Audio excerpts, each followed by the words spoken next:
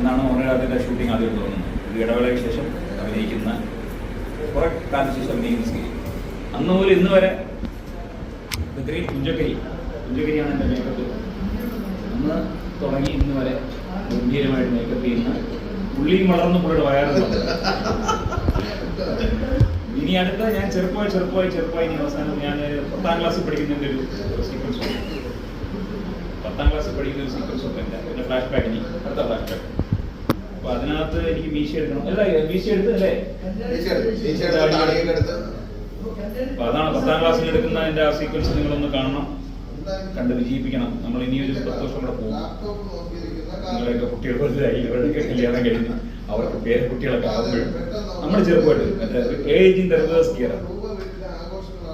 നന്ദി ജോസ് ചേട്ടന്റെ ചാനലിന് എല്ലാ